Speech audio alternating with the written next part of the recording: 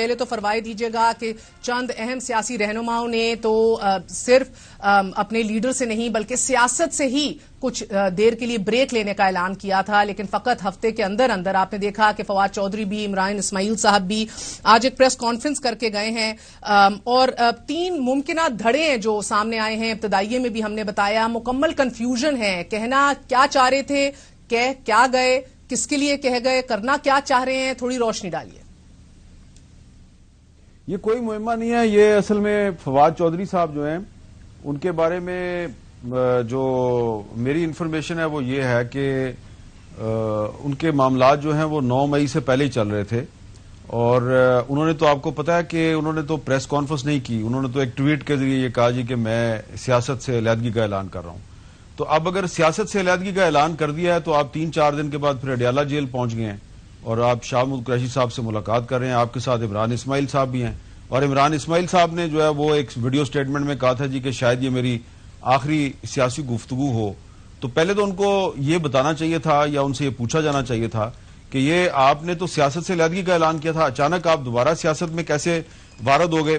اور اچانک آپ کو یہ کیسے یاد آ گیا کہ ہم پاکستان کو مسلم لیگ نون اور پیپلز پارٹی کے حوالے نہیں کر سکتے۔ تو اس میں میری بھی کچھ لوگوں سے بات ہوئی ہے، اور جن لوگوں کا انہوں نے حوالہ دیا ہے ان میں سے کچھ بہت ہی معتبر لوگ جو ہیں انہوں نے مجھے یہ کہا ہے کہ ہمارا ان کے ساتھ ایسا کوئی رابطہ نہیں ہے، بلکہ میں کوٹ کر دیتا ہوں، اسد قیصر صاحب جو ہیں انہوں نے بڑے حتمی انداز میں یہ کہا ہے کہ میں پی ٹی آئی کو کبھی نہیں چھوڑوں گا، اور انہوں نے بہت ایک سخت بات کی ہے، وہ میں ریپیٹ نہیں کرنا چاہتا، میں نہیں چاہتا کہ ان کے لیے کوئی مشکل پیدا ہو، لیکن مجھے لگتا یہ ہے کہ یہ جو ایک ایفرٹ کی گئی ہے، اس ایفرٹ کا اصل مقصد صرف اور صرف شاہ محمود قریشی صاحب کو راضی کرنا تھا۔ آپ کو یاد ہوگا کہ کچھ دن پہلے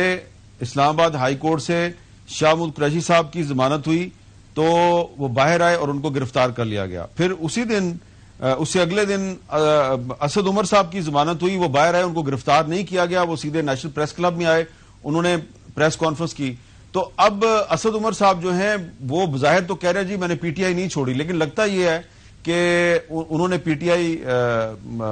کسی کے کہنے پہ چھوڑ دی، اور شاہ محمود قریشی صاحب کسی کے کہنے پہ پی ٹی آئی نہیں چھوڑ رہے۔ تو اب اصل میں فواد چودھری اور عمران اسماعیل یہ کسی کے پیامبر بن کے، میسنجر بن کے گئے تھے شاہ محمود قریشی صاحب کے پاس کہ جی آپ چھوڑ دیں پلیز، آپ کی مہربانی ہوگی۔ تو میرا خیال ہے کہ انہوں نے چھوڑنے سے انکار کر دیا ہے، تو اس لیے کہ شاہ محمود قریشی صاحب جو ہیں ان کو ابھی تک تو عمران خان صاحب کا اعتماد حاصل ہے، لیکن فواد چودھری کو اور عمران اسماعیل کو تو عمران خان کا کوئی اعتماد حاصل نہیں ہے۔